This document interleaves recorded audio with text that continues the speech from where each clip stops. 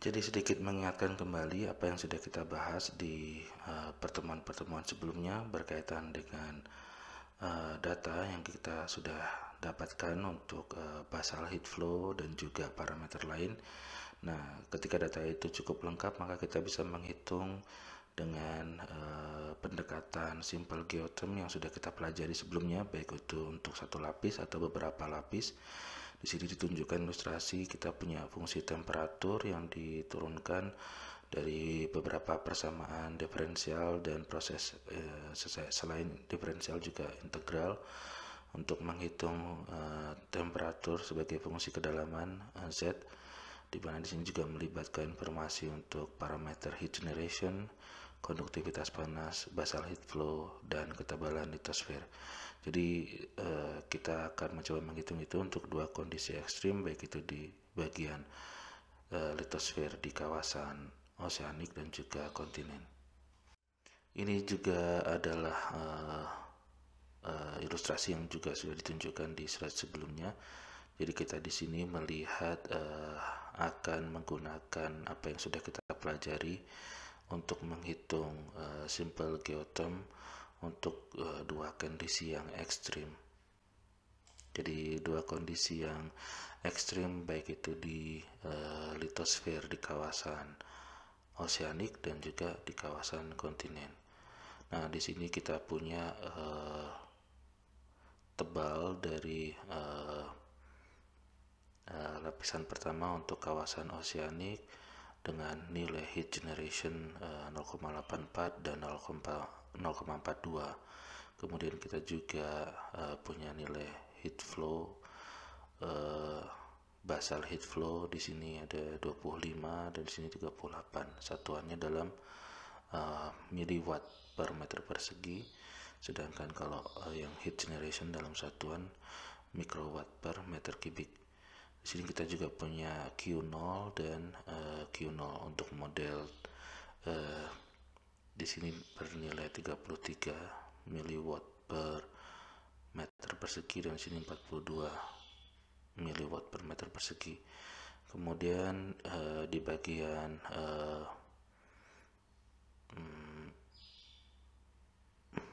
lapisan kedua kita punya nilai untuk heat generationnya untuk 0 dan ini untuk kondisi oseanik litosfernya. Kemudian untuk yang dua kondisi kontinen litosfer di kawasan kontinen kita juga punya dua kondisi ekstrim.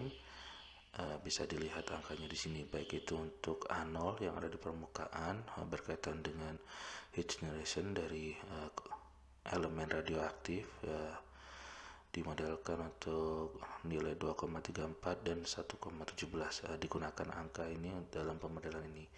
Kemudian di sini kita menggunakan reduce heat generation secara eksponensial, dan kita juga punya nilai untuk basal heat flow pada kondisi yang berbeda. Jadi kita punya kondisi O1, O2, C1, dan C2. Selain itu dari model ini juga digunakan perbandingan dari data observasi di mana kita sudah mempelajari di oceanic heat flow. Kita punya PSM plate model yang di sini model dibuat, kemudian juga ada perbandingan dengan data observasi yang diamati di permukaan.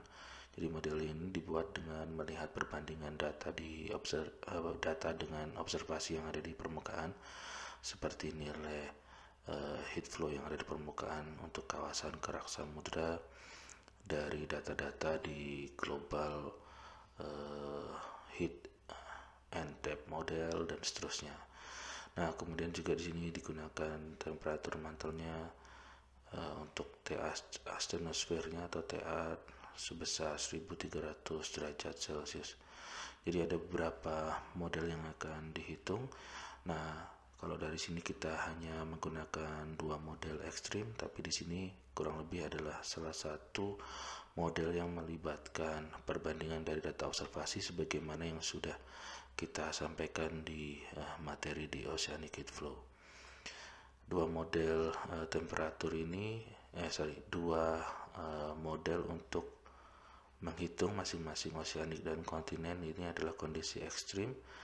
Jadi ini dihitung akan menggunakan persamaan satu dimensi untuk aliran panas konduksi. Jadi nanti kita akan melihat area dari landaian atau tren kurva temperatur terhadap kedalaman, dan kita akan bisa melihat area yang bersesuaian, dan kita akan melihat perbandingannya dengan area yang juga mempertimbangkan data pengamatan yang ada di permukaan, dan kita bisa mengetahui area mana yang relatif berbeda atau mungkin perlu perbaikan begitu. Ya, kurang lebih ini adalah hasilnya. Gambar ini saya tunjukkan lagi lebih kecil. Jadi kita punya kondisi O1, O2 berdasarkan simple geoterm. Kita bisa menghitung untuk O1 dan O2 itu ditunjukkan dengan garis putus-putus di sini trennya. Kemudian ini O2-nya. Kalau ini O1, ini O2. Kemudian yang garis lurus ini adalah estimasi untuk C1, ini untuk geoterm dari kondisi untuk C1, sedangkan yang C2 ada garis lurus di sebelah kanan ini. Nah, kemudian kita juga punya garis yang lebih tebal tapi putus-putus di sini, dan juga garis yang tebal yang ada di tengah ini. Jadi kalau yang garis yang tebal di tengah ini adalah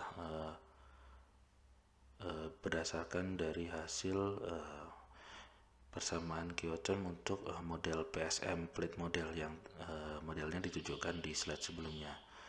Sedangkan yang putus-putus ini ditunjukkan sebagai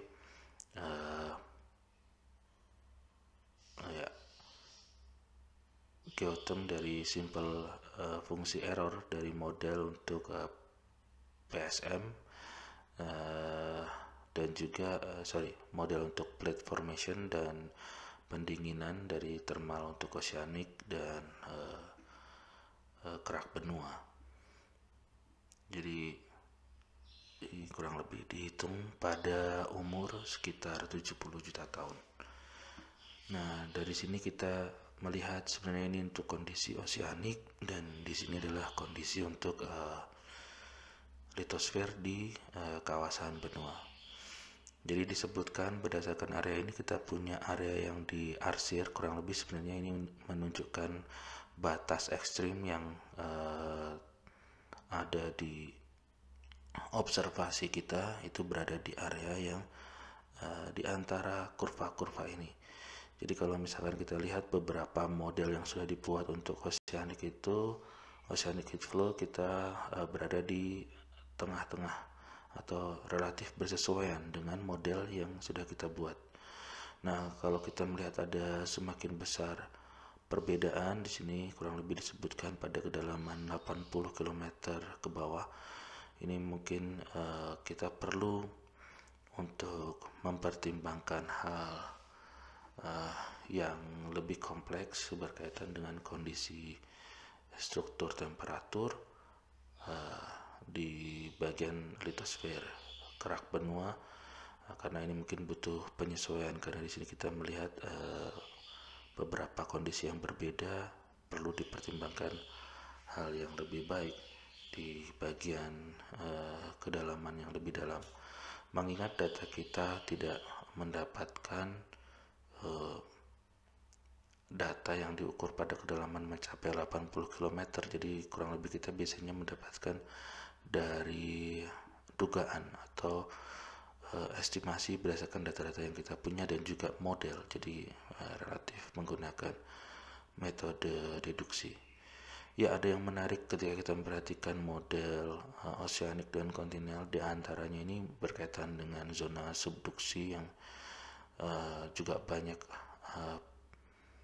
peristiwa geologi dan juga proses termodinamika di antara kawasan samudra dan kawasan benua, di mana di situ ada zona subduksi, itu akan ada proses untuk metamorfisme dan seterusnya. Itu juga akan berkaitan dengan struktur temperatur.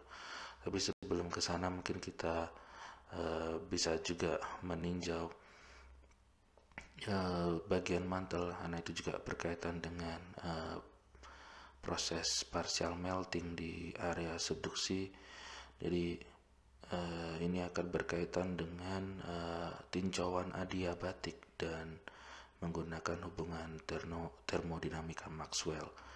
Dan di situ kita akan membahas berkaitan dengan adiabatik di mantel begitu ya, atau di bagian mantel bagian atas.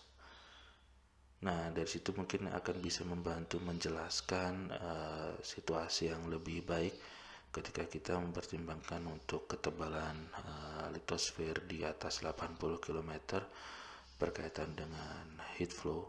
Jadi kita akan melihat bagaimana studi di struktur temperatur dari kawasan benua untuk litosfer menjadi lebih baik. Jadi sebagaimana yang disebutkan tadi, proses yang ada di mantel itu atau melting yang ada di mantel itu berkaitan dengan sistem adiabatik. Jadi kita akan mencoba mempertimbangkan hal tersebut sebagaimana yang kita sudah tahu, ini adalah istilah dalam termodinamika. Jadi kita mencoba memasukkan hal ini sampai pada tahap sebelumnya, atau sebelum kita membahas hal ini, estimasi temperatur itu dilakukan untuk mantel dan inti bumi dengan asumsi panas secara konduksi saja. Nah, pada kedalaman mantel dan inti bumi bagian luar, metode estimasi yang dilakukan mungkin tidak cukup jika kita hanya menggunakan aliran panas konduksi. Pada bagian mantel ini kita menduga bahwa aliran panas selain di mantel juga di inti bumi bagian luar. Diduga aliran panas itu terjadi konveksi dengan panas yang berpindah sebagai material panas yang bergerak. Jadi laju aliran panasnya kurang lebih besar dibandingkan hanya dengan aliran panas konduksi saja. Dan lebih lanjut, dengan mempertimbangkan hal ini dengan adanya aliran panas konveksi dan proses adiabatik di dalam posisi di mantel ini, maka akan mengaruhi juga nanti berkaitan dengan gradien temperatur. Nah, di bagian dalam suatu konveksi fluida yang kuat, gradien temperatur rata-rata diperkirakan adalah adiabatik, maka gradien temperatur di mantel menggunakan pendekatan adiabatik juga. Untuk memperkirakan gradien temperatur adiabatik di mantel, kita perlu menggunakan beberapa hal berkaitan dengan termodinamika, dan tadi sudah kita sebutkan dari atau hubungan Maxwell untuk termodinamika. Ya, ini adalah perbandingan pembahasan terkait dengan oceanic litosfer dan kontinen litosfer umumnya untuk yang umurnya relatif lebih tua. Di sini juga dimodelkan untuk nilai konduktivitas panas 2,5 dan 3,3 untuk beberapa lapisan. Dan ini adalah hasil studi yang tadi coba kita bahas. Nah, berkaitan dengan proses ini adalah proses yang ada di bagian bawah. Di sini mungkin disebutkan thermal boundary, yang lapisan thermal boundary layer ini nanti akan berhubungan dengan proses adiabatik yang akan kita bahas pada segmen selanjutnya. Oke, jadi sampai di sini kita akan mencoba melihat beberapa persamaan berkaitan dengan termodinamika untuk pembahasan di bagian mantel. Terima kasih.